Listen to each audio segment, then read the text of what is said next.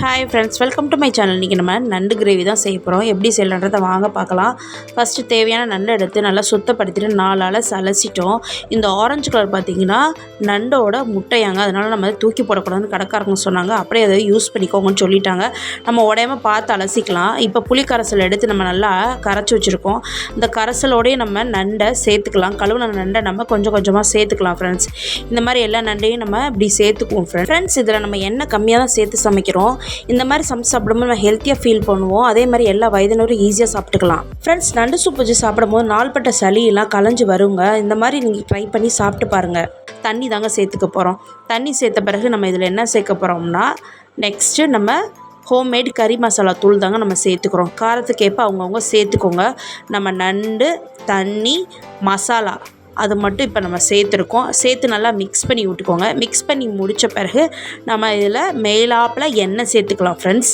நம்ம டேஸ்ட்டுக்கேற்ப எண்ணெய் எதுவோ அதை நம்ம சேர்த்துக்கலாம். இந்த மாதிரி நானும் எண்ணெயை அதுக்கு மேலாப்பில் அளவாக சேர்த்துக்கிட்டேன் ஃப்ரெண்ட்ஸ்.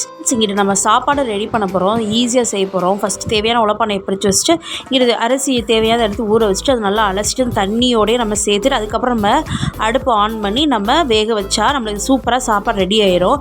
இந்த மெத்தட் எப்படின்னு பார்த்தீங்கன்னா, நம்ம குளிர்காலத்தில் செஞ்சு உடனே சாப்பிடும்போது சூப்பராக இருக்கும் சாப்பாடு. ஆனால் வெயில் காலத்துக்கு பார்த்திங்கன்னா சாப்பாடு தாக்கு பிடிக்காது. அதனால் நீங்கள் நல்லா உலப்பானை கொதிச்சு பிறகு நம்ம அரிசி சேர்த்து சமைக்கும் போது உலப்பானை அரிசியும் நல்லா வெந்து நம்மளுக்கு சூப்பராக சாப்பாடு கிடைக்கும். இங்கிட்டு நம்ம நண்டு கிரேவி செய்கிறதுக்கு சின்ன வெங்காயம், பூண்டு, இஞ்சி சும்மா இந்த அளவுக்கு மட்டும் எடுத்து அதை வதக்கிக்கிட்டு இருக்கோம். வெறும் எண்ணெய் ஊற்றாமல். இங்கிட்டு தேவையான தேங்காவை நறுக்கி சில் போட்டு வச்சுருக்கோங்க அரைச்சி ஊற்றுறதுக்கு. இங்கிட்டு நம்ம மசாலா ரெடி பண்ணிக்கிட்டு இருக்கோம். சோம்பு, கசகசா, மிளகு, சீரகத்தை வறுத்து நம்ம போட்டிருக்கோம். அதிலே நம்ம வெங்காயம், பூண்டு இதெல்லாம் வதக்குனதையும் போட்டிருக்கோம். இங்கிட்டு தேங்காய் சொல்லி அதோடய நம்ம சேர்த்து அதையும் நம்ம நல்லா அரைச்சிக்கலாம் ஃப்ரெண்ட்ஸ். தேவையான தண்ணி விட்டு நம்ம அரைச்சிட்டு நம்ம நண்டு கிரேவியை கொதிக்க வச்சுருந்தோம்ல அதோடு நம்ம இதை சேர்த்துக்கலாம் ஃப்ரெண்ட்ஸ். நம்ம நண்டு நல்லா வெந்த பிறகு தான் இதை நம்ம சேர்க்கணும்.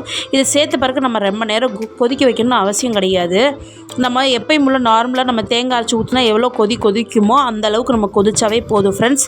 இப்போ நம்மளுக்கு சூப்பராக நண்டு கிரேவி ரெடியாகி வந்துருச்சுங்க ஃப்ரெண்ட்ஸ். இதில் நம்ம பச்சையாக கொத்தமல்லி, புதினா, கருவேப்பிலை அதை மட்டும் நம்ம போட்டால் போதும். நான் வந்து கொத்தமல்லியும் இன்றைக்கி கருவேப்பிலையும் தான் நம்ம சேர்த்துருக்கோம், புதினா இல்லைங்க. அதனால் நம்ம அப்படியே சேர்த்து ஃப்ரெண்ட்ஸ் இந்த ஸ்டேஜில் நம்ம உப்பு சேர்த்துக்கிட்டோம் ஃப்ரெண்ட்ஸ். நீங்கள் எப்போ உப்பு சேர்ப்பீங்களோ அந்த ஸ்டேஜில் உப்பு சேர்த்துக்கோங்க ஃப்ரெண்ட்ஸ். நம்ம வீடியோவில் காட்டில் உப்பு சேர்த்துத. இப்போ நண்டு கிரேவி நம்மளுக்கு சூப்பராக ரெடி ஆகிடுச்சு. சளி இருமல் டயத்தில் நம்ம சாப்பிடும் போது சூப்பராக நம்மளுக்கு சரிப்படுத்தி கொடுக்கும். நல்லா இதமாகவும் இருக்கும் தொண்டைக்கு. இந்த மாதிரி ஒரு நண்டு கிரேவி வச்சு சாப்பிடுங்க. இது சுடு சாப்பாடும் சேர்த்து சாப்பிடும்போது சூப்பராக தாங்க இருக்கும். இல்லைன்னா நீங்கள் சூப்பாக கூட நீங்கள் ஸ்பூனில் அள்ளி சாப்பிடும் போது நல்லா தான் இருக்கும். முழுசாக வீடியோ பார்த்துட்டு இருக்கவங்க எல்லாருக்கும் நன்றி, வணக்கம் ஃப்ரெண்ட்ஸ். என் வீடியோ பிடிச்சிருந்தா லைக் பண்ணுங்கள், ஷேர் பண்ணுங்கள், சப்ஸ்கிரைப் பண்ணுங்கள். பெல் ஐக்கானில் ஆல்ன்ற பட்டனை கிளிக் பண்ணாதாங்க அடுத்த போகிற வீடியோ உங்களுக்கு நோட்டிஃபிகேஷனில் காட்டும். கண்டிப்பாக கமெண்ட் பண்ணுங்கள். அடுத்த ஒரு வீடியோவில் பார்க்கலாம். எல்லாருக்கும் நன்றி, வணக்கம் ஃப்ரெண்ட்ஸ்.